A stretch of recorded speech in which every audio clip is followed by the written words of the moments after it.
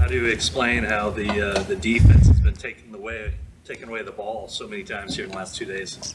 I mean, with just the bad taste in our mouth that we was left with, with playing in the Super Bowl and losing that big game, we just got a chip on our shoulder, and we ready to get back to it. You got a room full of really young, talented guys. Do you sense that momentum? Oh yeah, for sure. Every guy in the room is good. I feel like this is the best. As me being here, since my rookie year, this is the best collective group that we have had since our rookie year. I believe myself. Last year at this time, you're talking about some of the steps you want to take forward in terms of, playing the deep ball better, things like that.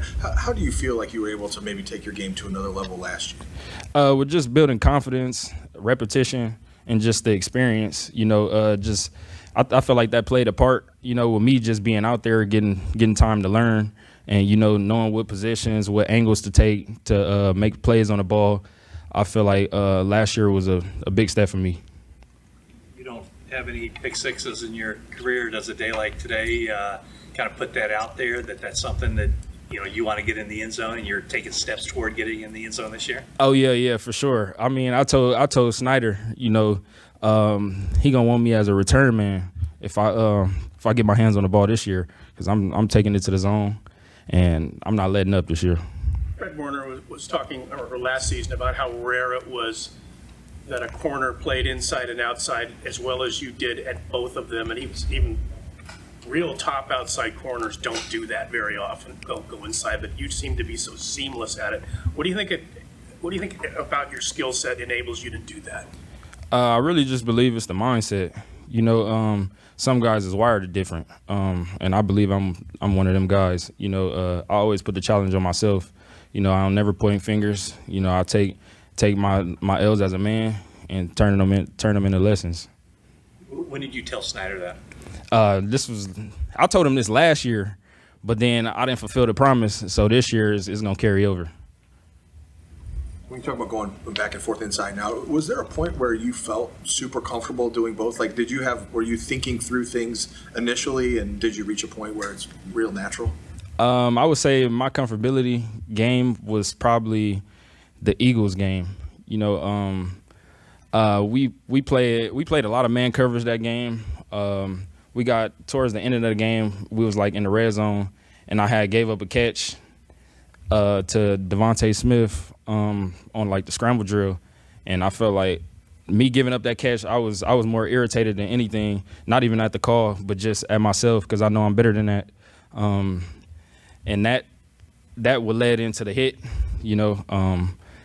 and just after that, I just felt like I belong, with playing both. Like that was my comfortability. That's just who I am. You're talking the regular season game? Yes. Probably gave you confidence too, didn't you? Or the whole. Oh yeah. Oh yeah. That was just. I felt like that was just me making a statement. With just in the playoffs, being able to do it at the highest level.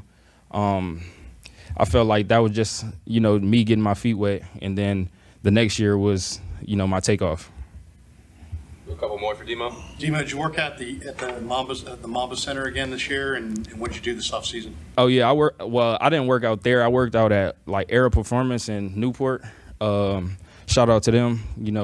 With just getting me strong and fast and explosive. I feel like they part of this. This journey that we about to go on. You've been working with Brandon Staley for the first time. He's working with you one-on-one a lot. What's your impression of him so far? Oh, he's a genius. I really respect him, as a coach, as a person, the joy he brings to our room, and with just the knowledge, of teaching us so many things, it's a blessing to have him there. Is there something specific that you've learned from him that you're just like, wow, I never thought of this like that before, or something? Playing the angles of football, and playing the percentages. He kind of told me like the percentages of you getting a fade every down is less likely. So why would you play that? With the start of the downs. Actually think when you out there, you already got the talent. Just use your brain, and the plays will come. All right, thanks, Steve.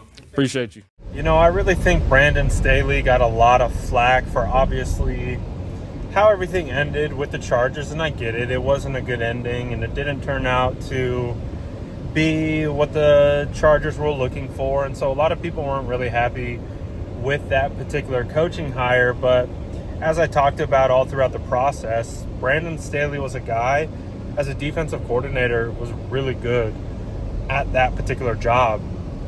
And so when you become a head coach, there's so many moving parts that go into it that it's like really hard. I get it. It always is going to fall with the highest person in that regard. So I get it.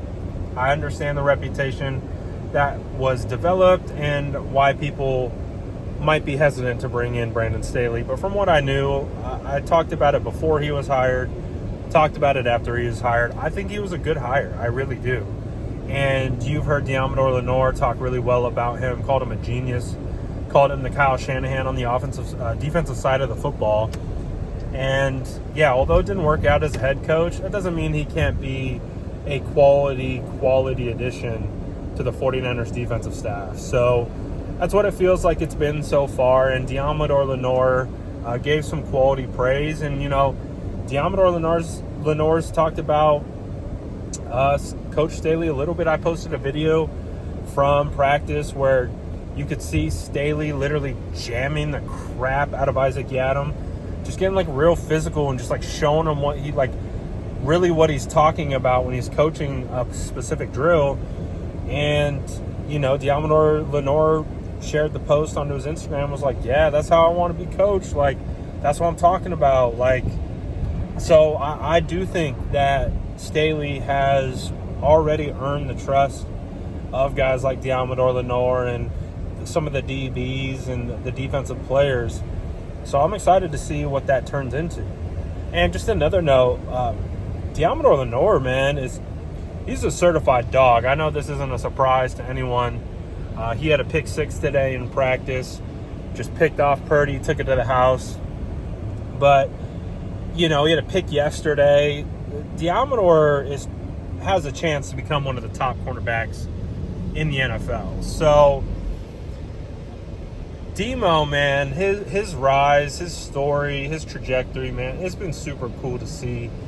And I'm happy for him, man. I'm happy that, you know, at one point I remember talking about Deommodore like, man, is he going to be a surprise cut? Because I think it was a 2022 heading into year 2 for him. He was buried on the depth chart at 49ers camp, like buried. Like he was all the way at the end, like kind of like Ambry Thomas is now. And I was just like, do they not have a belief in him? Like, do they not? I don't know. Like, I had questions. It wasn't necessarily on his ability. It was more so where he was on the depth chart and how I was trying to perceive it from the coaching staff's perspective. But, man, ever since he got the opportunity, he hasn't looked back. And he's continuing to get better. I think this will be the best year that we see from Deommodore yet. I think he will push for Pro Bowl, All-Pro consideration, you know, especially if the 49ers defensive line can come back to what we've been accustomed to. So, and, you know, early returns in practice, seems like that could actually happen. So, I couldn't be happier for Deommodore. I really couldn't. I'm happy that I talk about it all the time on my channel. I love these stories. I love the guys who rise from the ends of the depth chart to turn into guys like Deommodore Lenoir, like 5th round draft picks, not getting a bunch of run, and just when given the opportunity, taking advantage. And it's awesome, man. That's why you don't ever count anybody out, regardless of where they were drafted, how they got onto the team, you know, where they, you know, currently stand on the depth chart or whatever it may be. These are all NFL players at the end of the day. So I think you just really have to be ultra cognizant of what they're doing and how they've done it. And Deommodore's doing it the right way. So love to see it. Let me know what you guys think about all this in the comments below. And as always, make sure to like and subscribe for more updates.